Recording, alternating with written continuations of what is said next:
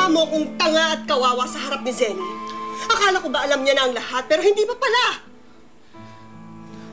Ginawa ko lang naman yun dahil gusto kitang sumaya eh. Hindi ko naman alam na aabot sa ganito yung mga pangyayari. Kaya nga, kung pwede sana, patawarin mo na ako.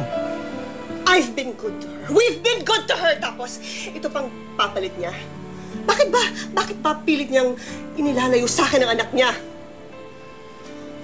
Han, bakit kasi hindi mo na lang siya pabayaan kay Senny? Wala na naman tayong magagawa kung yun ang gusto niyang mangyari. Pabayaan na lang natin sila. No! Hindi ako papayag. Hindi ako papayag na para tayong naisahan. Eh, siya puwera porque nakuha niya na ang gusto niya?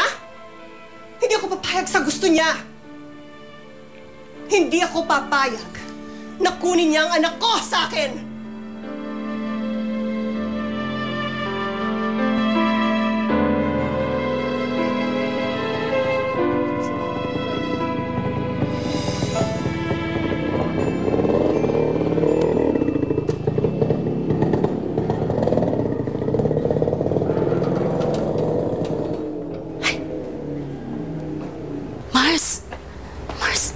Anong nangyari sa mga Saavedra?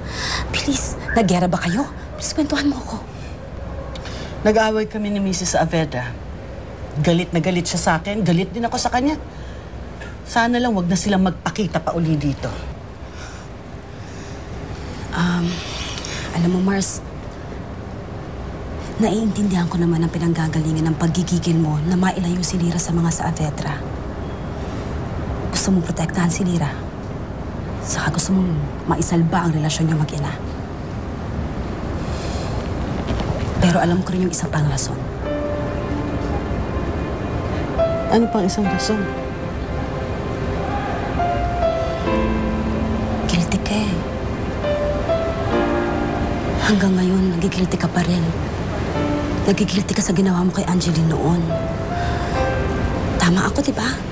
Tapos, umiiwas ka. Umiiwas ka dun sa guilt na yun. Kasi, oo nga naman. Tuwing nakikita mo mga magulang niya, kinukurot ka sa konsensya mo. Tama? Sige, Becky. Sige, ha?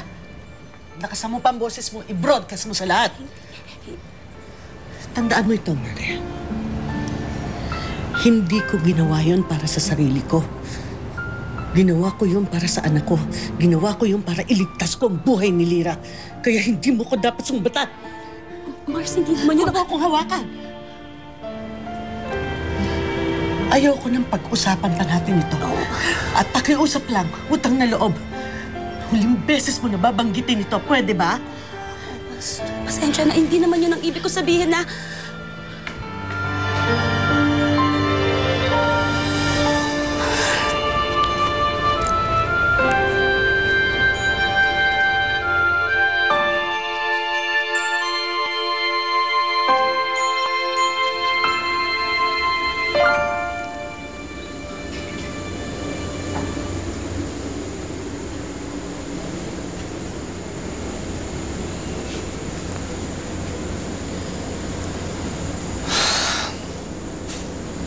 Anak,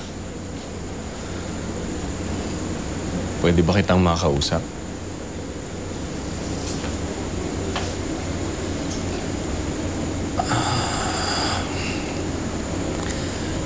Pag-isip-isip ko kasi, ano kaya kung patingnan natin sa psychiatrist ang mami mo? Ibig ko sabihin, para baka sakaling makakope up siya sa sitwasyon bago pa lumala yung... I don't know that. I don't know. I mean, it's not like any of you here care about what I think.